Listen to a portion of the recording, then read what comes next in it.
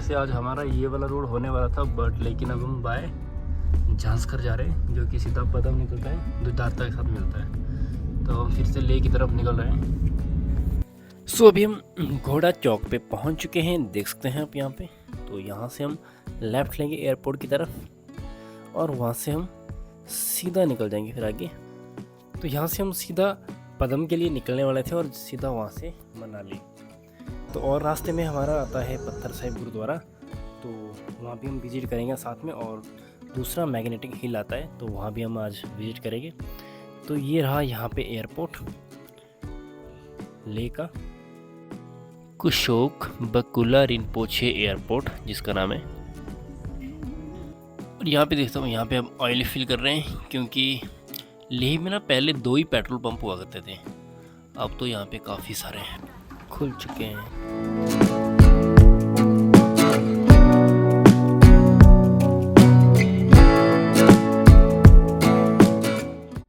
और यहाँ पे देखते हैं आप एयरपोर्ट के बाहर आर्मी के टैंकर और बम गिराने वाली मशीनें, और ये देखिए जेट यहाँ पे, लड़ाकू विमान, और इधर हेलीकॉप्टर। ये बिल्कुल ओरिजिनल है, ये मतलब पूरे हो चुके हैं जैसे इनके सारा सिस्टम, और इनको वैसे ही यहाँ पे शो ऑफ के लिए रखा हुआ है। और यहाँ पे आसपास पूरा ही आर्मी का ये एरिया है, जैसे लेह में कारगिल देखते हैं आप 283 और श्रीनगर 400 कुछ किलोमीटर है। मतलब यहाँ पे लेह में आपको ऑल ओवर यहाँ पे ना मतलब आर्मी ही आर्मी चारों साइड मिलेगी। हमने जहाँ तक देखा, देख सकते हैं आप यहाँ पे टैंकर, दुनिया भर के टैंकर देखो लेफ्ट वाली साइड में। और यहाँ पे देखिए, यहाँ पे ऑयल प्लांट है, यहाँ पे ना कच्चा तेल आता है, फिर वो और उसको फिर यहाँ पे ये प्योरीफाई करते हैं और उसके बाद आगे यूज़ करने के लिए बनाते हैं। बंजी जंपिंग लेह में देखते हैं आप, इतने बड़े बड़े ऊंचे पहाड़ों के बीच में भी यहाँ पे बिल्कुल सीधे रोड होते हैं। हम ठीक इंडस नदी के ऊपर रुके हुए थे और देखा नीचे यहाँ का पानी बिल्कुल ही ख़राब था, देख सकते हैं आप। और यहाँ से हम थोड़ा सा आगे निकला तो हमने देखा यहाँ पे नीचे इंडस नदी और झांसकर नदी का यहाँ पे संगम है। इंडस नदी को सिंधु नदी से भी जाना जाता है। अगर हम सिंधु नदी की बात करें तो ये तिब्बत में मानसरोवर झील के पास से निकलती है और लद्दाख से होते हुए पाकिस्तान में ये प्रवेश करती है। अगर हम इन दोनों नदियों के संगम की बात करें तो लेह से लगभग 35 किलोमीटर निमो गांव के पास दोनों नदियों का संगम होता है। और ये आप देख सकते हैं यहाँ पे संगम पॉइंट है ये। इस पॉइंट को संगम पॉइंट के नाम से भी जाना जाता है। और फिर हम संगम से आगे की बात करें तो फिर आगे ये रिवर सीधी पाकिस्तान में चली जाती है और पाकिस्तान के बाद ये अरब सागर में फिर समा जाती है।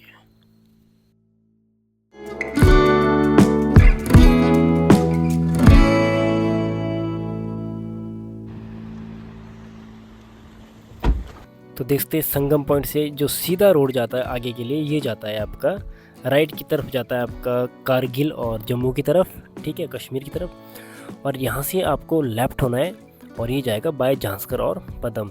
जैसे कि हम यहाँ से लेफ़्ट हो चुके हैं, यहाँ पे बोर्ड भी लगा हुआ है कि कितने कितने किलोमीटर है, यानी कि यहाँ से मनाली 412 किलोमीटर है और पदम भी यहाँ से शायद 200 या 100 कुछ, यानी कि 155 पदम है। और चिलिंग यहाँ से 26 किलोमीटर है और दारचा यहाँ से 258 किलोमीटर है, ये देखते हैं आप। तो हम निकल लिए फिर झांसकर रूट के ऊपर, क्योंकि दोनों टाइम अलग अलग डेस्टिनेशन और मज़ा भी बहुत ही खूबसूरत है। ये ऊपर से सिंधु नदी आ रही है और सामने से झांसकर, और ये सीधी निकल रही है श्रीनगर। यहाँ पर सिंधु नदी और झांसकर नदी का संगम होता है। जो सिंधु नदी है तिब्बत से होके आती है और ये है सिंधु नदी के ऊपर से ब्रिज जो कि झांसकर की तरफ निकलता है। ये सामने से सिंधु नदी आ रही है और यहाँ पे देखते हैं लिखा हुआ है world highest rafting point, world का सबसे ऊंचा राफ्टिंग पॉइंट है ये। समुद्र तल से इसकी ऊंचाई 11,600 फीट की है। इस पॉइंट को संगम पॉइंट के नाम से भी जाना जाता है।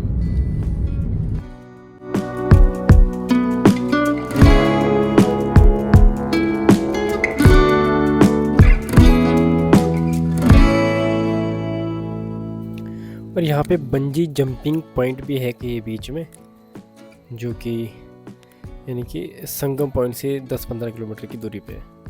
और यहाँ पे बीच बीच में हम देख रहे थे, यहाँ पे एक गांव भी था छोटा सा। मतलब जो यहाँ के गांव होते हैं ना, एक या दो घर, तीन घर, मतलब ऐसे गांव होते हैं यहाँ पे।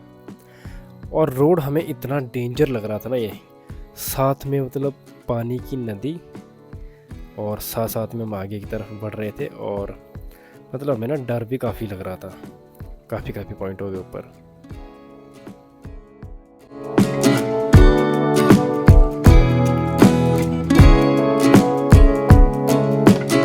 ये वाले पॉइंट ना यहाँ पे काफ़ी डेंजर थे, क्योंकि हमें पता था कि आगे आगे काफ़ी डेंजर पॉइंट आने वाले थे। तो हमें वैसे एक मतलब एक तरफा का एक इंतज़ार था कि शायद अब कब जैसे आएगा वो, और हम कैसे वहाँ से गाड़ी निकालें, क्योंकि यहीं से हमें डर लग रहा था। क्योंकि यहाँ पे ना नदी का जल स्तर इतना था, क्योंकि जैसे हम लेह में घूमे थे, तो लेह में मतलब बिल्कुल भी ऐसा कहीं भी देखने को नहीं मिला, ऐसी नदी कहीं भी नहीं मिली थी हमें देखने के लिए। लेकिन जब हम बाय झांसकर से होके घर की तरफ निकल रहे थे, तब हमें थोड़ा डर भी लगने महसूस हो गया था, क्योंकि कोई भी गांव नहीं मिल रहा था। और बीच में देखिए, ये हमें एक गांव मिला, तो मतलब थोड़ा सा सुकून आया यहाँ पे हमें कि नहीं यार, यहाँ भी लोग रहते हैं। एक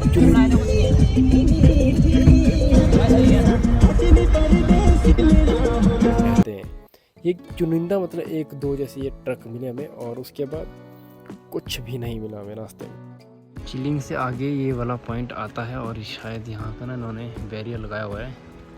सो हमें लगता है कि शायद ये रोड बंद है, और यहाँ से हमें लग नहीं रहा कि कोई लोग यहाँ पे हैं।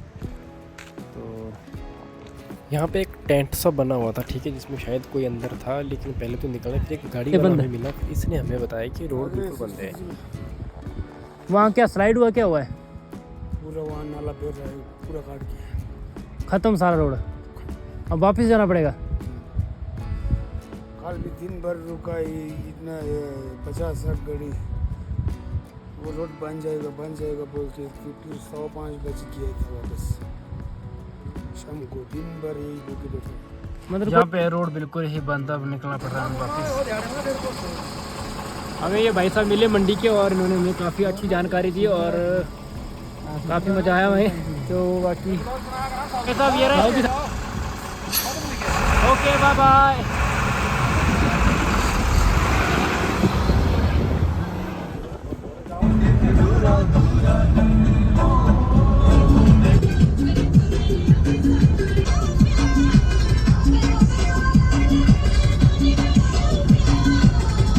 देखते हैं श्रीनगर सीधा आगे, और ले लेफ़्ट के लिए।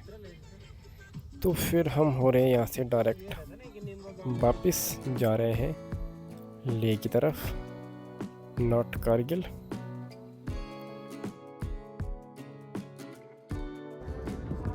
सो फाइनली हम पहुँच चुके हैं फिर गुरुद्वारा पत्थर साहिब, और हम गुरुद्वारा की कुछ हिस्ट्री को भी यहाँ पे जान लेते हैं। बात उस टाइम की है जब गुरु नानक देव जी अपनी दूसरी यात्रा के दौरान सन 1517 ईस्वी में यहाँ पहुँचे थे। सुमेर पर्वत पर अपना उपदेश देने के बाद गुरु नानक देव जी नेपाल और सिक्किम के रास्ते, तिब्बत होते हुए याशकंद के रास्ते से लेह पहुँच गए। यहाँ पर सामने वाली पहाड़ी के ऊपर एक घोर पापी राक्षस रहता था, जो यहाँ के लोगों को बहुत दुख देता था और उन्हें काफ़ी पीड़ा देता था, और उन्हें मारकर खा जाता था। गुरुजी को जब ये बात पता चली, तो वहाँ पर उन्होंने, इस स्थान पर उन्होंने विश्राम किया और अपने ध्यान में बैठ गए।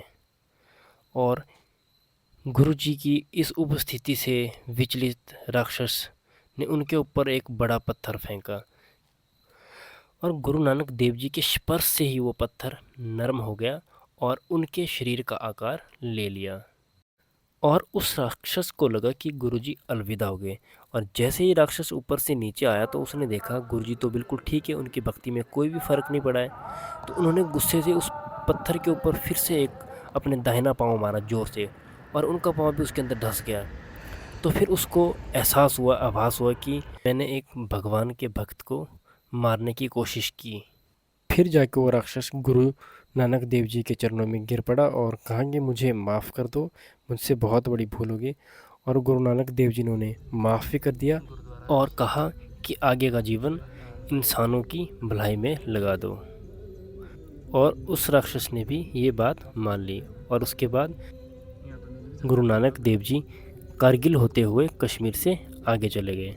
सो गाइज, आपको आज भी पत्थर साहिब गुरुद्वारा में वो पत्थर देखने को मिलेगा और इसकी स्थापना और रख रखाव जो भी है सारा इंडियन आर्मी करती है। और जो मैंने आपको वो कहानी सुनाई वो पूरी यहाँ पे लिखी हुई है, यहाँ पे पढ़ सकते हैं आप।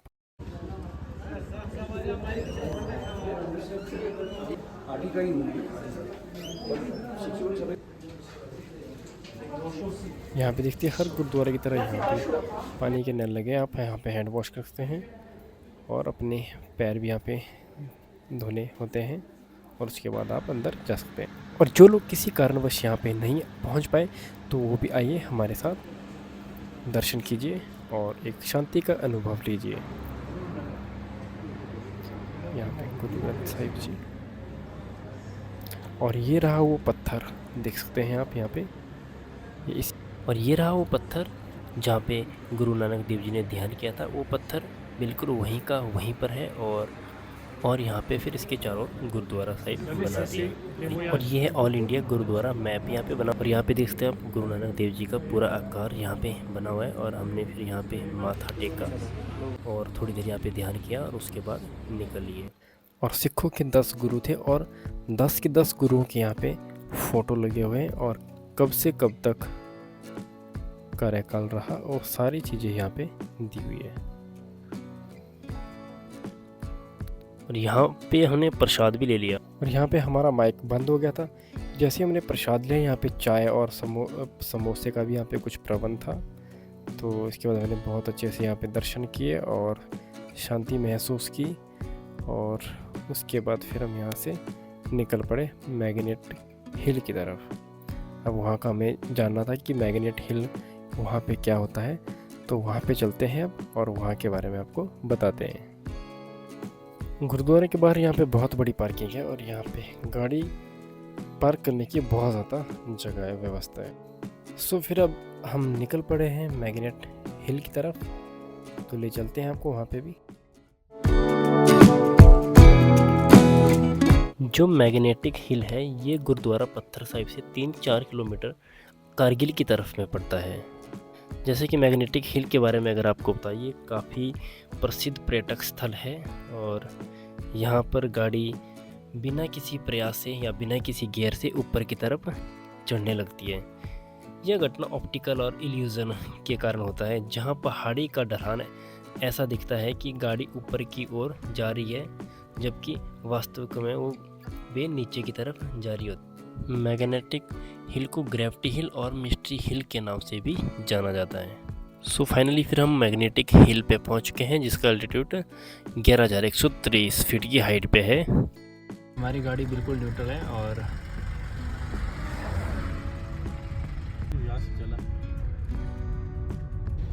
जैसे कि जो लोग बताते हैं कि यही वो चढ़ाई है, यहाँ से ऊपर की तरफ गाड़ी ऑटोमेटिकली चली जाती है, लेकिन ऐसा नहीं हो रहा है बिल्कुल भी। तो देख सकते हैं आप, मैं गियर गाड़ी को डाला तभी जा रही है। अब देखते हैं ज़रा।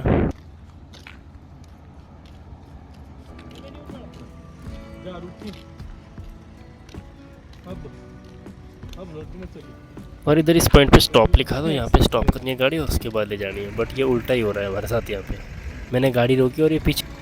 तो मैं कहना चाहूँगा आपसे कि आप भी इस भ्रम में नहीं रहिए, ठीक है, क्योंकि ये ऐसे ही मनगढ़ंत कहानी है, ऐसा कुछ भी नहीं होता है। चढ़ाई की तरफ मैं 2, 3, 4, 5 बार ट्राई किया बट कुछ भी नहीं हुआ। तो अभी हम यहाँ से निकल रहे हैं। तो आशा करते हैं गाइस आपको ये हमारा आज का ब्लॉग पसंद आया होगा। तो अगर पसंद आ गया तो वीडियो को लाइक करें, कमेंट करें, ज़्यादा से ज़्यादा शेयर करें। Thanks for watching, please keep support.